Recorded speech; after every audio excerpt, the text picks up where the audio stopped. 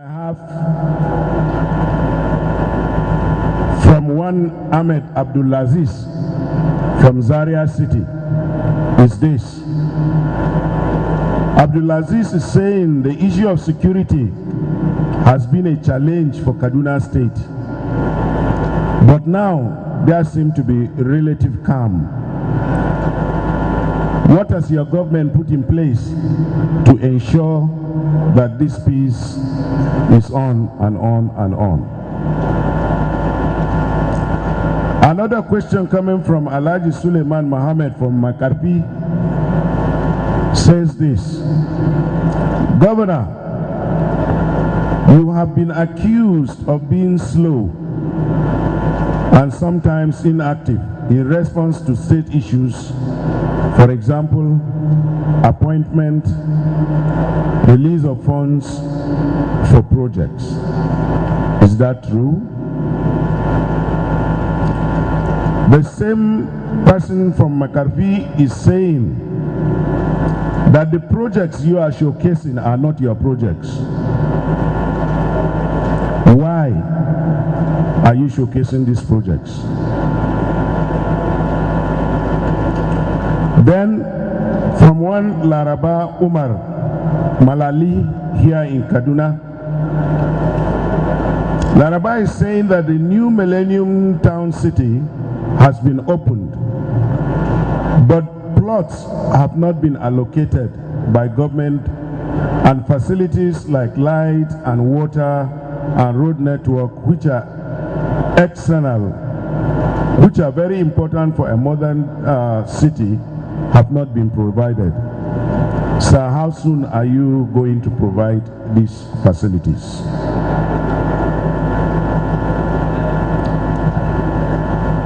Another one has to do with the Shopee program in this state. And this one is coming from Lami Bityong. She's saying that, how far has your government gone in the implementation of the Shopee program for Kaduna State? Then another one said, and this one is coming from Musa Audu from Jere. Musa Audu is alleging that local governments in Kaduna are starved of funds. They only pay salaries and are unable to execute projects. Sir, why is this so?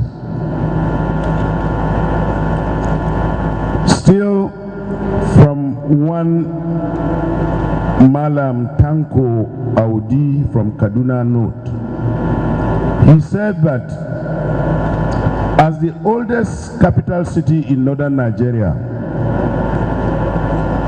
it is surprised to find that almost all street lights are not functioning in Kaduna. Governor, what are you doing about this?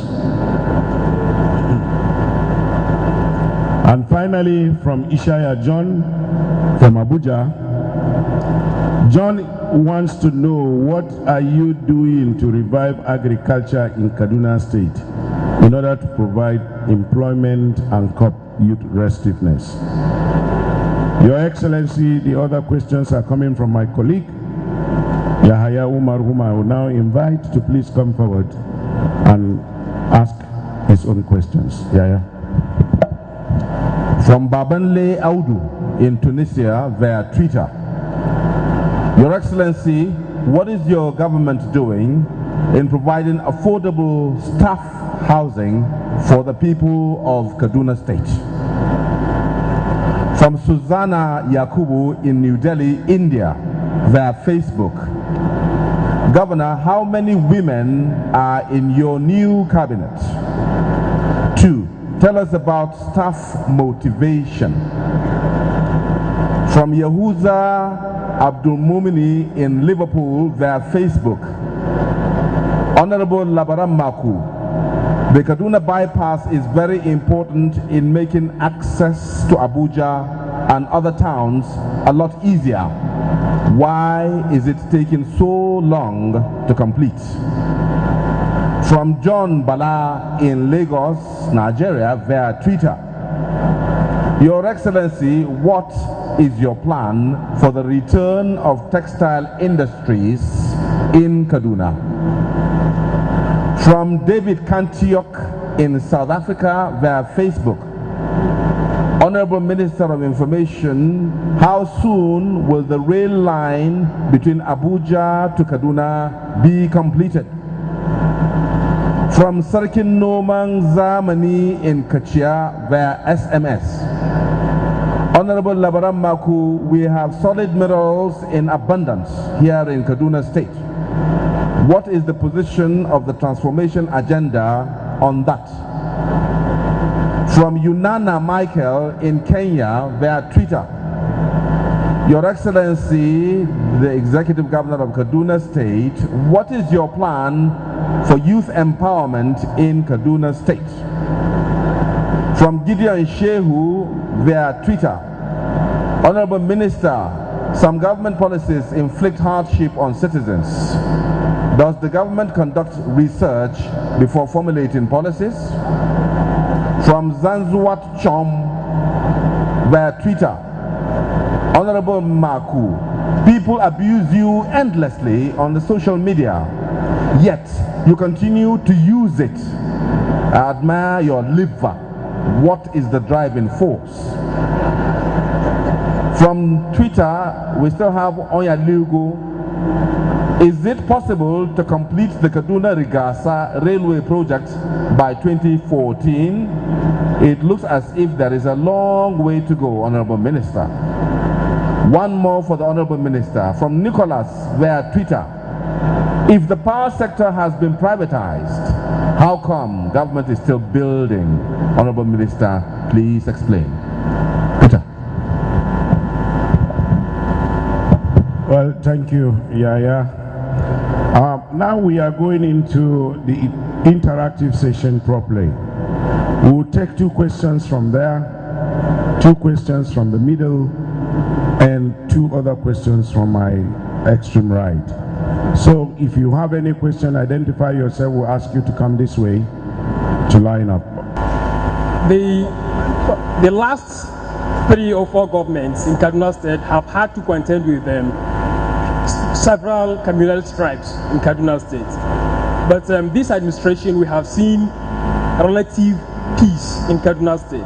But I think we need much more intervention in rural areas, especially places like Binungwari, where we have had several cases of armed security, armed robbers holding villages to ransom. In some cases, killing people and destroying properties. What is Kaduna State government doing in these places? We also have Fulani and some communal crises in areas like Kafanchan and Zonkwa areas. What is Kaduna State government doing in these areas? Now, I want to comment on the 5th point agenda of Kaduna State government, which is agriculture and water supply. I don't want to go into the controversy of Zaria water crisis. It's a political issue. But as they say, fact speaks for itself. The Kaduna State government knows what it is doing towards bringing potable water to Zaria local government. We need to see more from the Kaduna State government. Thank you. Catch them young. And most of the governments are not providing supporting facilities at the grassroots. For example, football are being played at the various public schools pitches, thereby leading to the destruction of some facilities provided for those schools.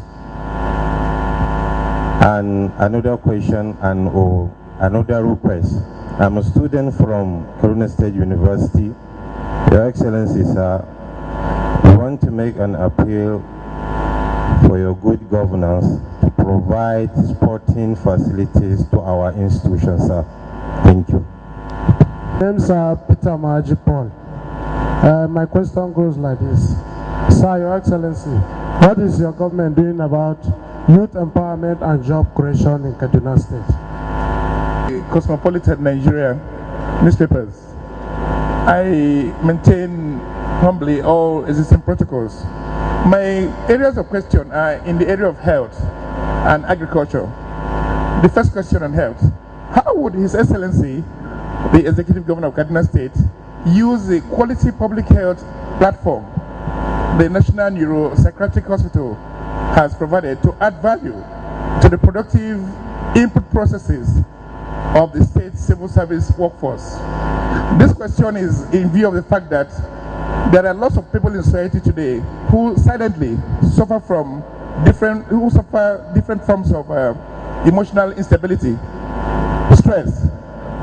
With the benefit of the National Good Governance Tour, we were able to understand that there are people whose mental states can better be guided if they are checked routinely. In Lagos State, for instance, the governor now has put a law.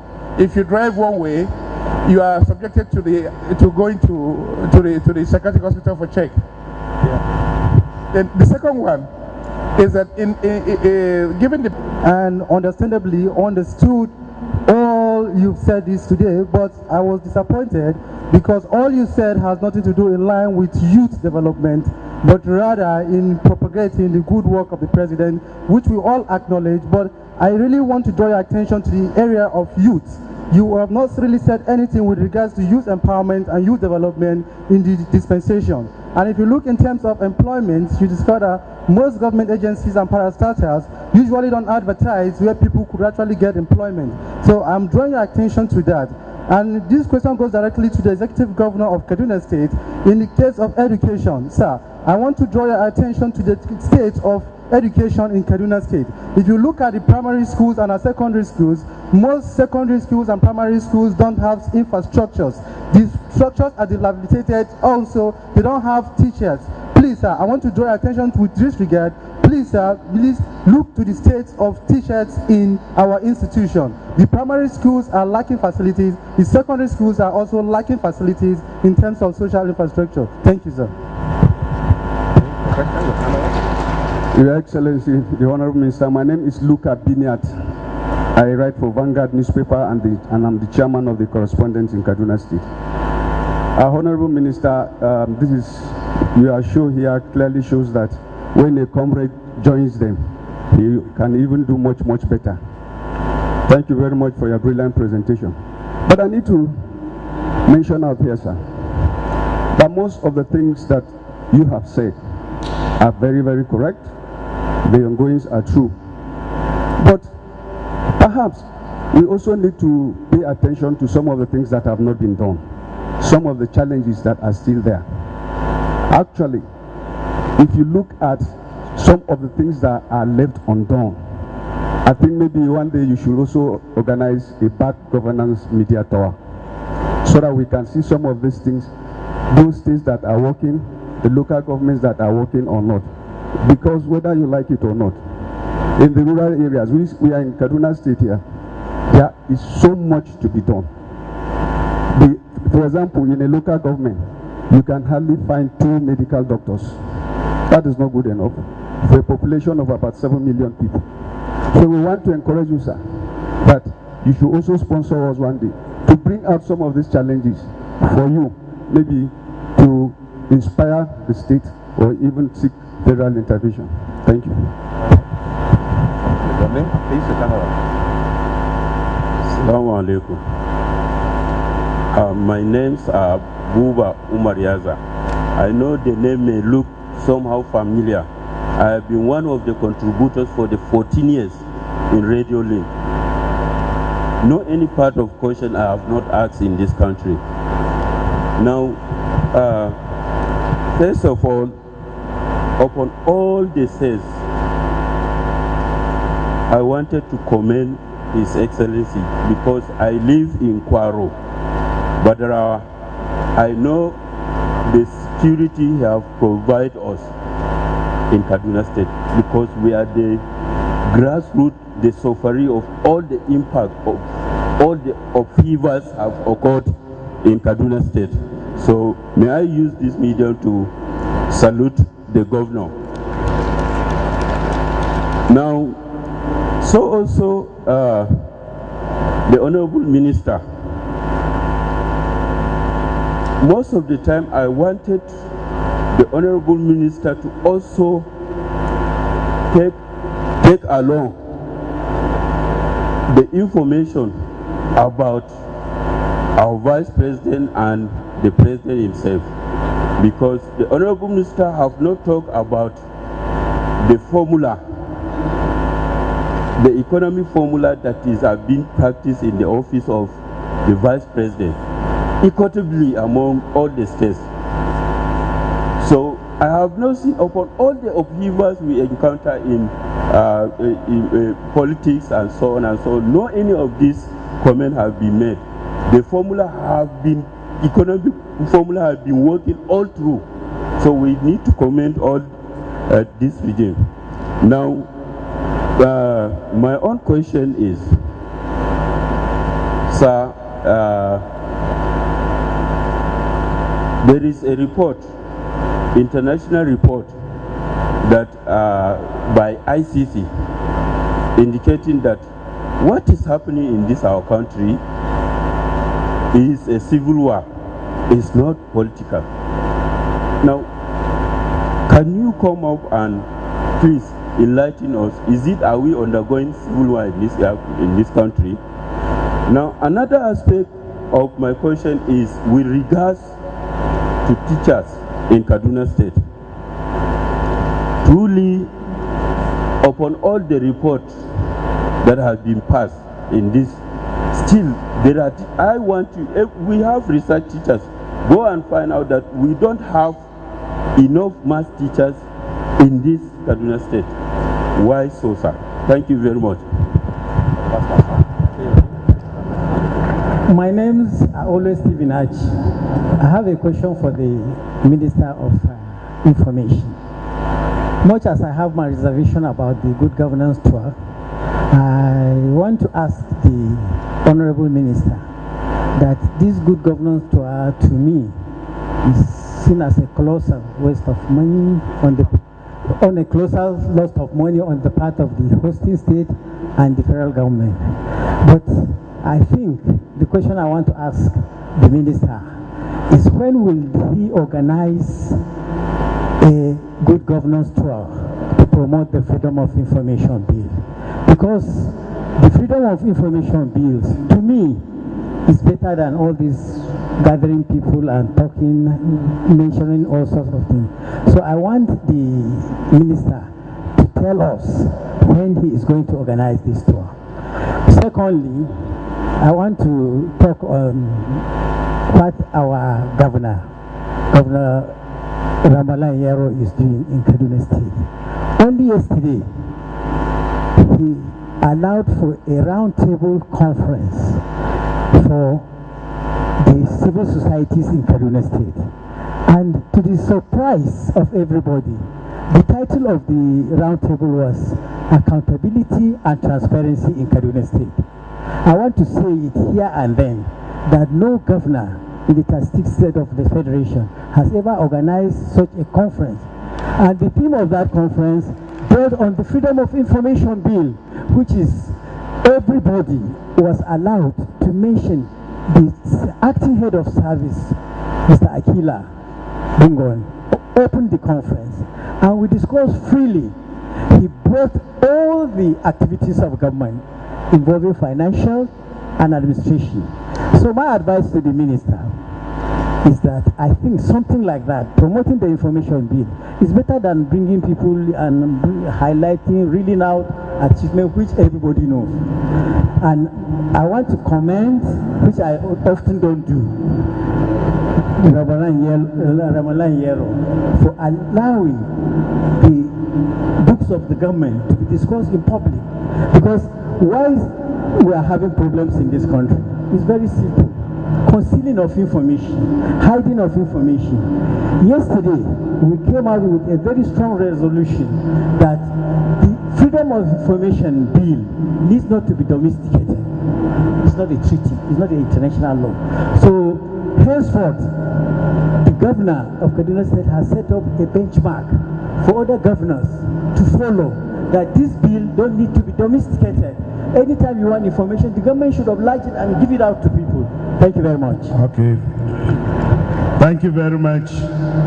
Your Excellencies, distinguished the Honorable Minister of Information, also the Supervising Minister of Federal Ministry of Defense, Mr. Labaran Maku,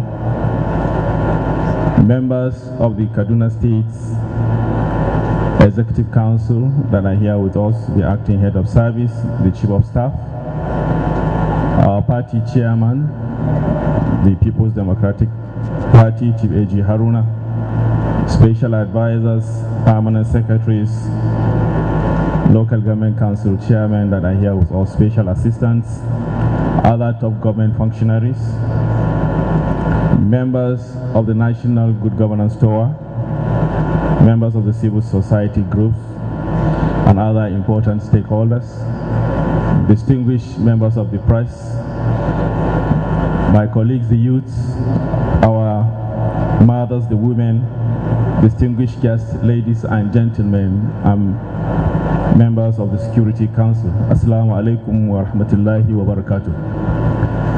I would like to begin by thanking the Honorable Minister as well as the President of NUJ and all the President of other media organizations as well as the media team that came to Kaduna for the past 2 or 3 days and has been going around to see for themselves the projects and programs being executed by both the federal and the state government. Despite all the challenges, the comments, the observations, as well as the views of the different people of this country, which is natural, that whatever you are doing, some will support and some will oppose. But I think the Good Governance Tour is something that can enlighten the people and also provide a platform for people to understand what is actually going on in various states, both federal projects and also states. And we hope in the near future the local government will be included in this kind of activities because they are the most important to me, because they are the most closest to a common man in this country. So the local government needs to be looked into critically and also to strengthen it. Well, I had wanted to read some of my speech, but it seems I'll just have to answer some of the questions. And those that I may not be able to answer, I will advise or I will invite some of the people who are directly involved. So I will start with the people that are here in Kaduna that have asked some questions, like Ahmed Abdulaziz that spoke of the issue of security and what government is putting in place to ensure the sustainability of the security of the state. Well, if you look at it, to me, the most important job of any leader, and a leader can start from the home. The head of the family is the leader of the family. His number one responsibility is to ensure security of his house, security of his family, and also to ensure peaceful coexistence among his family. The same thing with the ward, the same thing with the district, the same thing with the local government, up to state and the federal level. So our main focus in Kaduna State is the issue of security. It is our responsibility to provide security. It is our responsibility to provide peaceful coexistence among our people, despite all the diversities and all the challenges. And I always said, the number of security personnel with their guns on the road, on the streets, will not solve our own security challenge.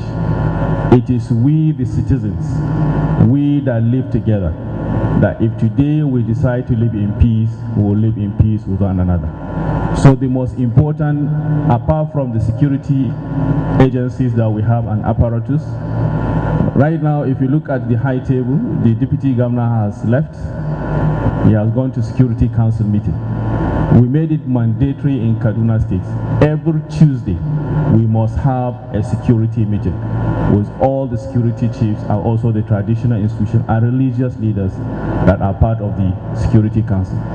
We discussed extensively on the security position of the states, what happened last week, what is going on today, and also projects what will happen next week or in the future.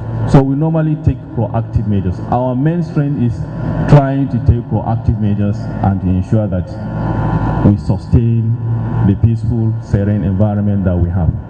But no matter how good you put your effort, and I don't think there is any country in this world that can say they are 100% free from any security challenge. But the most important is for us to reduce and ensure that people can move around, can do their activities without having any problem. So we'd like to assure you that we'll continue to talk and dialogue with one another and talk to ourselves for the importance of maintaining the peace and respecting ourselves, respecting the various religions, as well as respecting the various tribes and ethnic groups. That is the only way that we can sustain and will continue to do our best in that regard.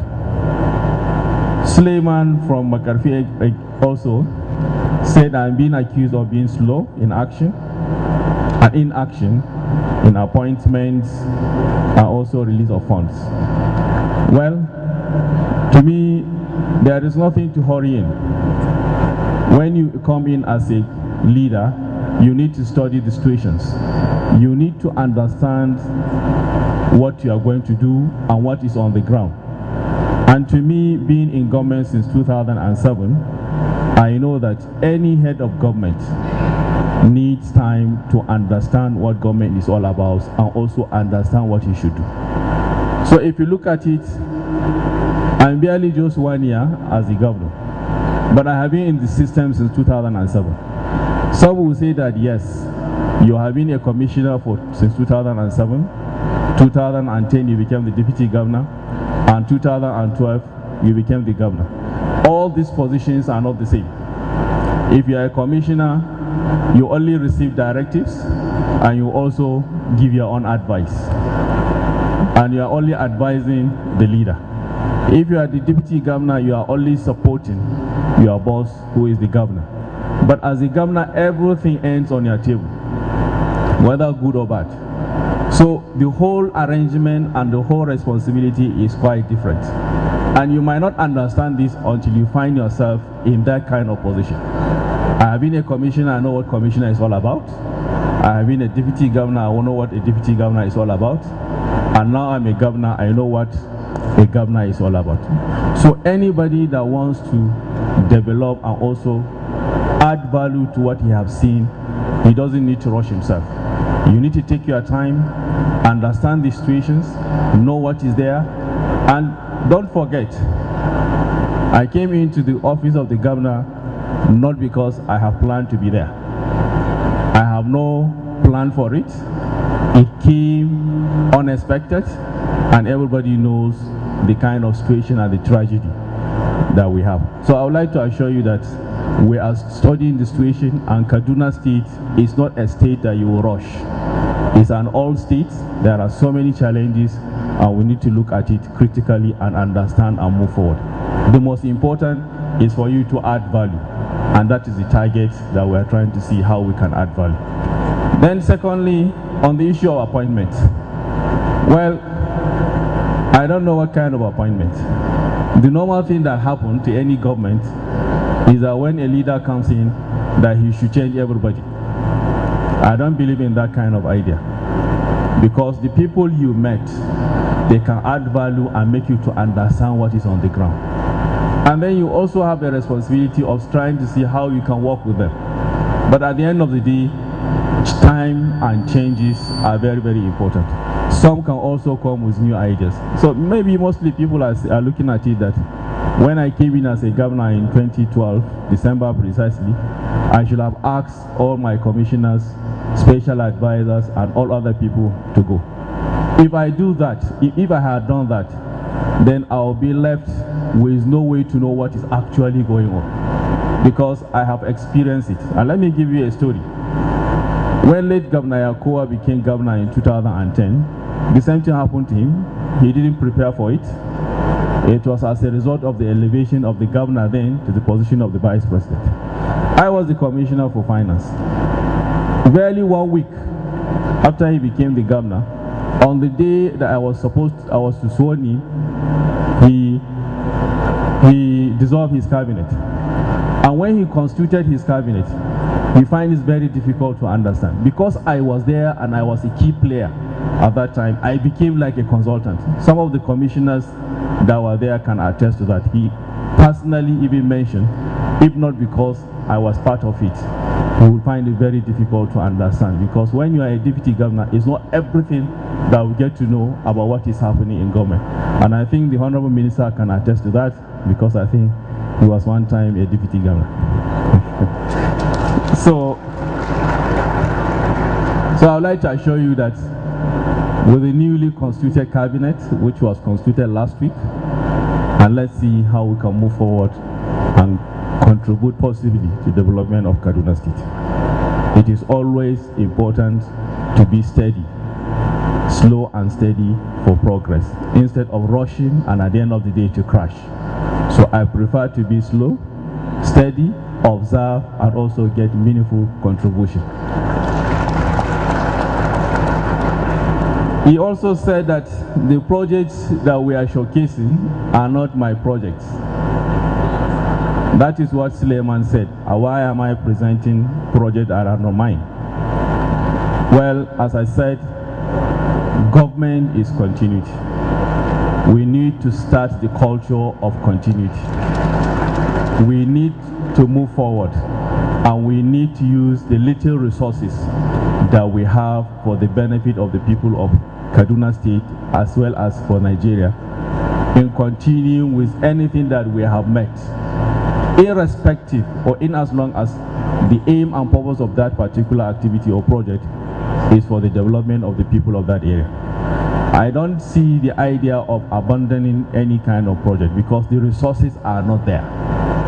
They are so limited, or agitations or demands by the people.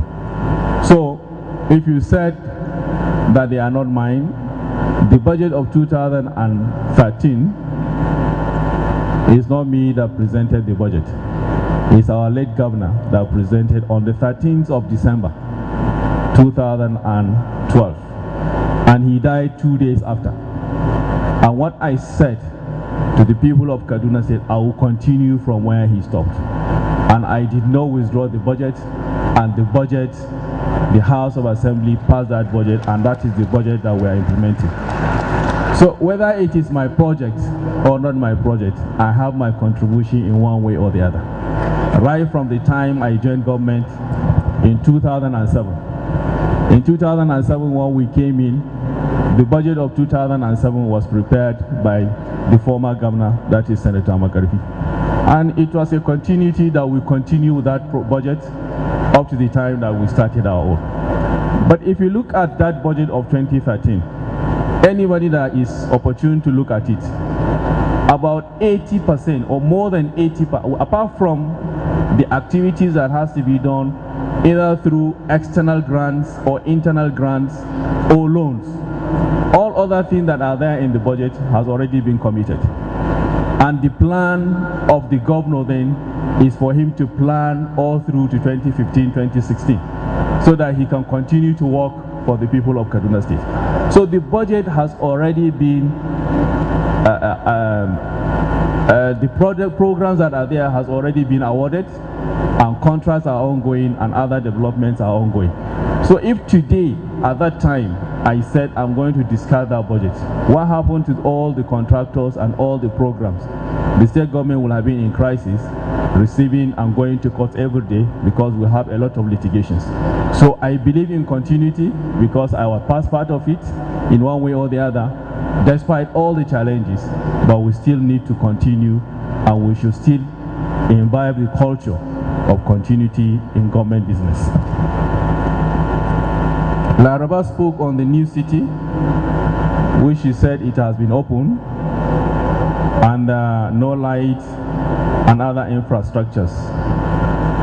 You see, the concept of new city It's a concept that was developed in 2007-2008. It's a migration of the normal concept that we know, where you just have a layout and people are just being allocated randomly. Because the area of the new city is an area that will have about 10 different districts, and it will take 15 to 20 years to develop that area.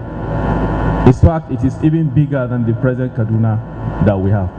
So it was designed in such a way that it will have the new modern facilities. And at that time, when it was costed, the infrastructures of electricity, water, roads, both secondary, primary, and other roads, as well as the sewage system, is going to cost the government billions of naira. And the resources are not there to be spent on that. So later on, it was scaled down. And you know, whenever you open a land and you make some roads, if you don't make use of it, then encroachment will start. And from there, crisis will continue, and there is going to be a lot of problems. And that is exactly what is going on in that city, because it has been quite on, and nothing was done physically. But as of today, we have plots ready to be allocated to people, and at the same time, we are going to make use of our agency, CAPWA, in order to provide some of the access routes for people to access that, and then from there we'll continue. We are also discussing with various banks in order to see how we can finance the infrastructure of that particular city. And that one that we are discussing now is only the first phase, that is the first district, and there are other districts of 9 which will come later. So we'd like to assure you that everything is on course, and we're trying to see how we can progress. And by the time we start allocating these lands, things will improve. Lami Bityong, how far your government has gone in the implementation of Shuapi? Shuapi, when the idea of Shuapi came, I was then the deputy governor. And it was me that advised the late governor that based on what I have seen during the crisis and the uprise of people coming out to say that they don't want fuel increase. At that time, Kaduna witnessed one thing which I would like to show here. I say it here. For the very first time after so many years, the Christian brothers and sisters were able to cover the Muslims brothers to say their prayer during the uprising. And nobody is talking about his religion, nobody is talking about his tribe, nobody is talking about his differences. People are all talking about the issue of well removal. And then I felt impressed, and that we need to take the advantage of that issue and build Kaduna, so that if people can have this on their own, then gradually these things can move on. So we advise that programs and projects should be identified, and at the same time, this money should be dedicated in an account whereby it can be easily accountable for. Then at the end of the day, the federal government also made mention that all the funds should be in a dedicated account. So at that time, he asked me to chair a committee with government officials, with even with civil societies, with elders and other people that are not even part of government, to come up with programs and events and projects that will do without Shuapi resources. And based on our own estimation at that time of 280 million per month, which the Kaduna State government will get, we'll have about 3.3 billion naira thereabout per annum. And we also sat down and looked at it in 5 or 6 sectors: education, health, security, transportation, youth and women empowerment, and one other thing that we all agree that we are going to channel our resources. What we did in that committee is to itemize and cost each activity. And at the end of the day, we presented our report, and then it went to Executive Council.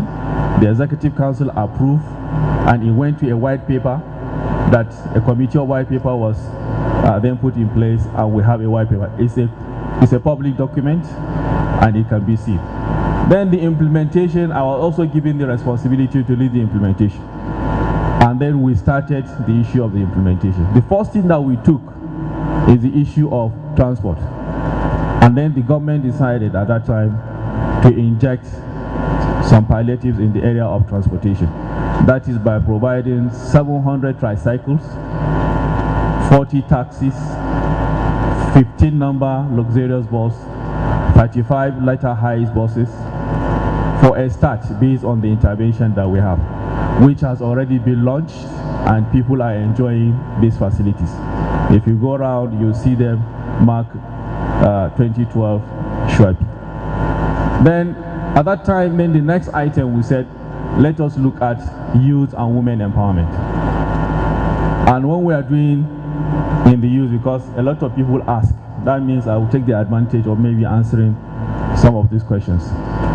In the youth and women empowerment under the Shuabi, because it is important for government also to concentrate in human capital development, not only in the constructions of roads and other things, but also to build the capacity of the people for them to gain employment, for them to have access to finance and other things that can help them to survive. Because it's not only road, it's not only buildings, it's not only this that can help to develop ourselves. So we concentrated fully on the issue of youth and women empowerment. Last 2 weeks in this hall,